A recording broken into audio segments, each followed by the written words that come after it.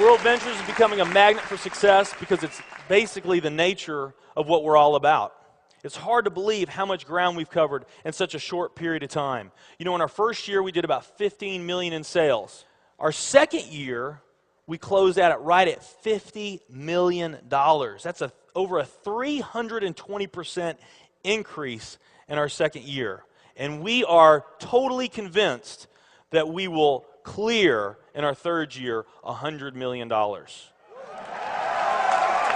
I'll tell you what's going to happen much faster than you might imagine is that we're going to become a $1 billion company. And some of you, especially the people newer to our company, you might find that hard to believe, or you think, you know, it's pretty outrageous goal. If you've really taken the time and you've studied companies that have achieved that level of success, what you found is that it's rare that a company that invents a brand new product or introduces into a brand new product segment has that type of success. What's more common, where you see these companies that achieve this mega success, it's companies that enter an industry that's already very, very large, also very competitive. They do something just a little bit different, and they carve out a small little piece of a really big pie, and with that small little piece, they become over a $1 billion a year company. A great example of that is Cheesecake Factory. I mean, we all know how competitive and how big the restaurant business is. And Cheesecake Factory, they're not doing something that much different than everybody else. They're doing things just a little bit different. But they are a super success in business today. One of my favorite examples is Starbucks. I mean, how long has the coffee industry been around, and how big is the coffee industry? Okay, I mean, how many companies sell coffee? Starbucks, doing it just a little bit different. They carved out their piece, and now they're a multi-billion-dollar company. And I got a little demonstration that I want to show you that I think is kind of fun. The coffee industry is $100 billion. So $100 billion every year is spent around the world on coffee. Each one of these gumballs represents $1 billion in annual sales. There's 100 gumballs in here. This is the coffee industry. So Starbucks, if they want to, let's say they're brand new and they're starting out, and they've got this goal to become a $1 billion company, they need to carve out 1% of that pie. So they would need to have this much of that pie, 1%. So it's really, you know, a small percentage of this overall pie.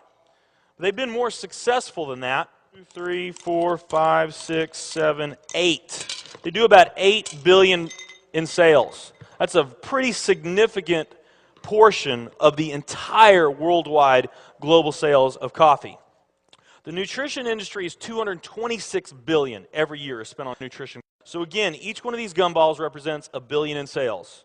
So here's the coffee industry, here's the nutrition industry. And by the way, you may not know this or not, but over half of all the network marketing companies on the planet today, they're nutrition companies.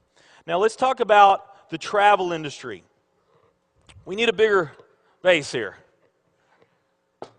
All right, here's the travel industry.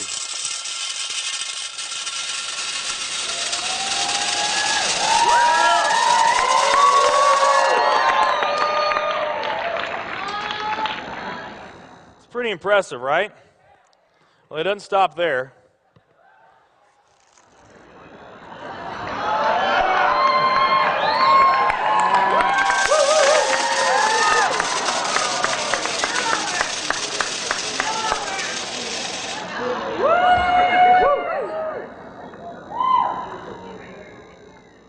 That's pretty big, right?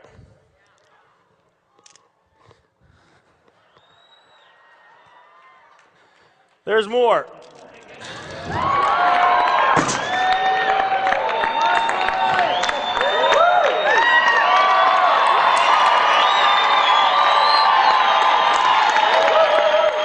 But wait, there's more.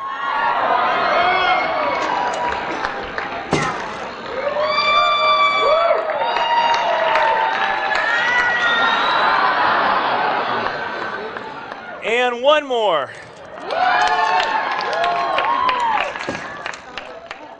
All right. So here's coffee. Here's nutrition, the entire nutrition industry. Here's travel.